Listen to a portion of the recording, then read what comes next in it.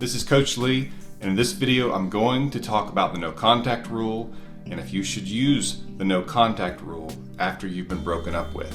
Click the subscribe button below so that you can be notified when I have more content that's helpful to your situation, and that includes breakups, relationships, marriage, attraction, and mindfulness. So if you're new to the no contact rule and you've been dumped and you're in a panic, you're at the right place. Basically, the no contact rule is that you don't contact your ex at all. And there's usually a lot of questions because they'll say, what about this? What about Snapchat? What about Facebook? No contact is a pretty simple title and should be kept simple in that you should not contact your ex.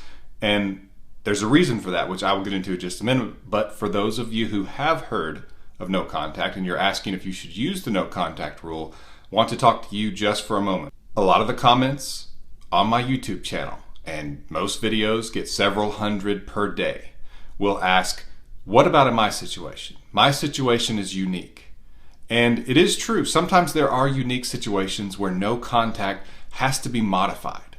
And I have a video on that was actually made prior to this one. And I talk about what's called smart contact, which is a modified version of the no contact rule. It's when you have children with someone, or you're married, or you share a home, you share a business, you have shared responsibilities, or you're going to see them every day, like maybe classes, work, or if you have a mutual group of friends who you're with a lot and they have get-togethers or parties and you're wondering, should I go if my ex is going to be there?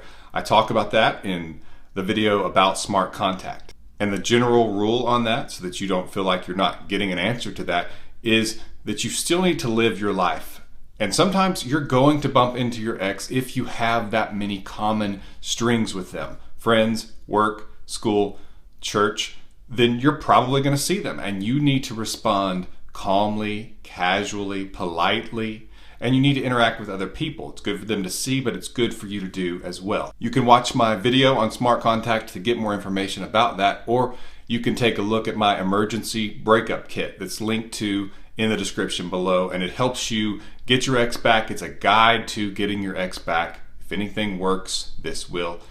And it talks about smart contact and when no contact needs to be modified. But if you're wondering if you should use the no contact rule, when I'm asked that, I usually ask this question: what other strategy were you thinking you could use?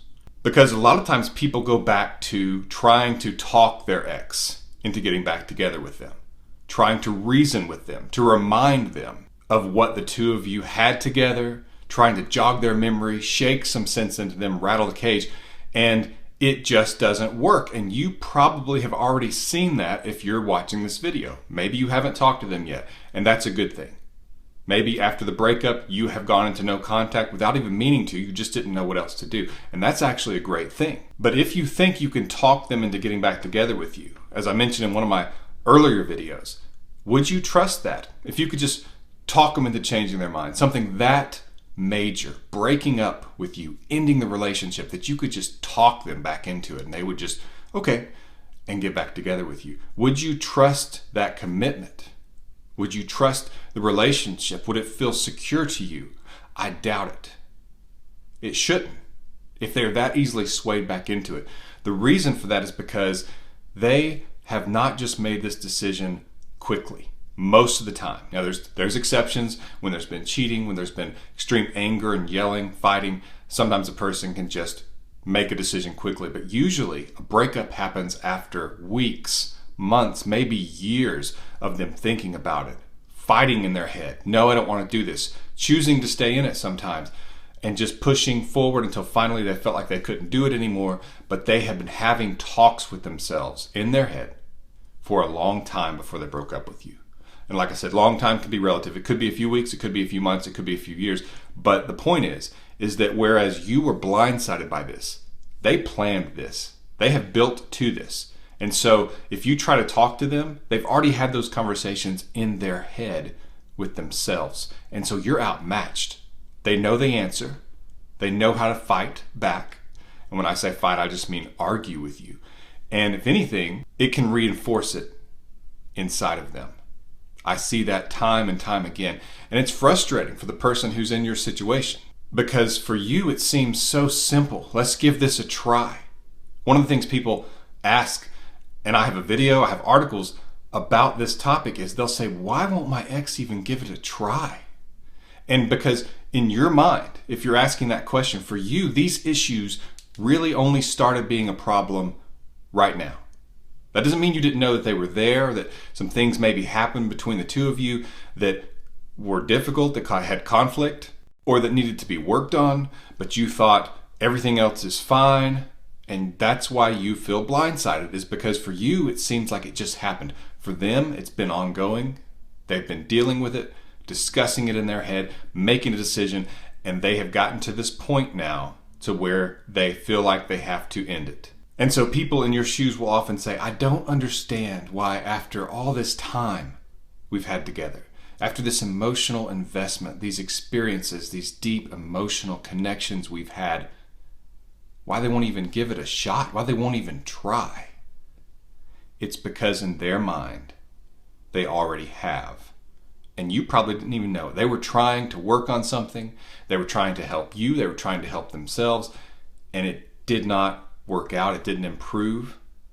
And so finally, they give up trying. And whereas you're saying, just try, they're thinking, I already have. And that's a situation a lot of you are in, because especially you may even be sitting here wondering what in the world happened. What went wrong? Well, as I say in a lot of my other videos, and click the subscribe button below so that you can be aware when I have new ones and even see other ones that are relative to your situation that YouTube will show you. This is a key point that I make continually, and that is a breakup. When someone actually gets to the point where they choose to break up with you, and you two had a serious relationship where you talked about the future and saw a future together and wanted a future together and planned a future together. When someone ends that, when they are willing to, it is because emotional attraction has fallen. And people usually, when they first hear that, they will think, no, that's not it. They're still attracted to me. I'm not talking about physical attraction, because the odds are that they are still physically attracted to you, even though emotional attraction can lower that as well, and usually does. But they probably are still physically attracted to you. It's almost a certainty, because if they got into a relationship with you, you had to pass their eye test early on. It's not shallow, it's just being human. Our eyes are the first way that we get into a relationship with someone, where we want to explore the future, because our eyes are attracted. Then we start to learn about them as a person. We become emotionally attracted to them if there's that connection with that person. There's nothing wrong with that. I'm not going to apologize for that being reality, and you shouldn't either. But what I'm talking about is emotional attraction falling, and it can fall because these issues just go on and cause an emotional callus to where this person no longer feels that connection with you. It's been made into a rough place inside of them that doesn't work correctly and is not moved by you in the way that they used to be. And so that's why they can bring themselves to the point of breaking up with you, because they want that with someone and they feel like they can't have it with you. And so they will break up with you, and then you may try to fix the issues. You may say, I know what the issues are, I'm going to fix them right now. And you wonder why they don't just say, okay, great, let's get back together. It's because since emotional attraction has fallen at this point, they now don't even care if you do fix the issues, because they're not attracted to you anymore in that way. At least to that level. There's still some. It would be the equivalent to you walking into a room and someone who you are not attracted to physically, we're just going to stick with physical for the moment to keep the example simple, walks over to you. They're not attractive at all. And they start listing things that make them the perfect boyfriend or perfect girlfriend for you. And all the things they're going to do, the things that you have in common, it might be interesting to you, but you're not going to just jump in a relationship with them. There's still the issue that you're not attracted to them. And so that's your motivation, or lack of motivation in this case. And so that's where we stand with your ex.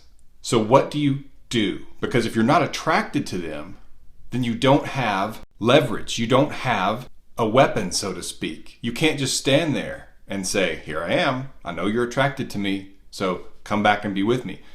You've lost that element. So being in contact with them and being around them and trying to talk them into it, you're actually hurting yourself, because you're putting what is an unattractive situation in front of them and trying to attract them with it. It would be like trying to take a food that you don't like and say, "Don't you want to eat?" Unless you are starving. Which, if you just turn the food away, you're not starving. But if you don't like that food, it's not going to tempt you to eat it. And so you're actually making the situation worse the more that you're around them. So when people say, "I don't think no contact will work in my situation because it's really unique," and if you believe it is, please tell me in the comments below. I'm able to answer some of those. And sometimes no contact can be and does need to be modified, but most of the time, in the vast majority of situations, no contact is at least a great starting point. Back away, let the smoke clear, let them calm down, you calm down, let them start to experience life without you. That's what has to happen. They have to experience the breakup and being away from you, or else how could they know that they don't want it? If you leave it as something that they dream of and they want, it's like an unmet desire, and they feel like they're trying to get there and you're keeping them from it.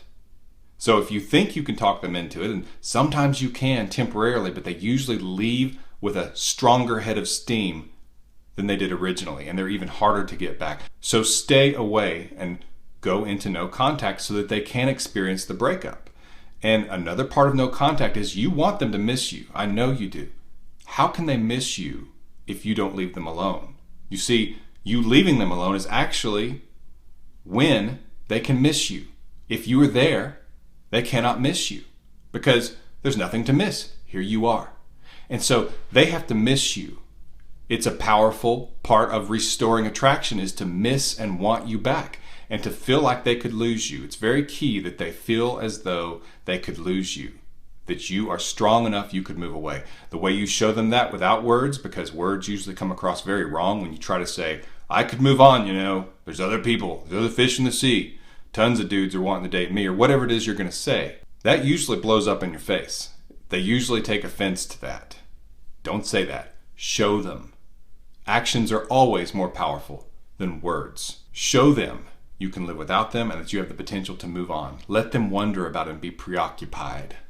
In my emergency breakup kit, I go over that, and in other videos I do as well in much more detail. But if you're wondering if you should use the no contact rule, here's an opportunity to leave a comment if you think that you have a unique situation where it would not apply. But just know the odds are likely you should, at least in the beginning, back away. Let things settle down. Let them see what it's like and show them that you have maturity, that you're not just going to demand that you get your way and that what they want doesn't matter and that you're going to pitch a fit like a child, that you're going to just keep texting or keep showing up or keep crying into their voicemail. Whatever it is that you're doing, show them that you're mature, that you can hear them, that you're a good listener, that you will not break down the door when you're not wanted. That's what maturity is.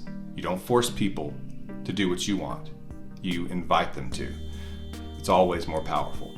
If this video was helpful to you, click the subscribe button, click the like button. That way you can see more of my content. YouTube will show it to you. This has been Coach Lee, and as always, thank you for watching.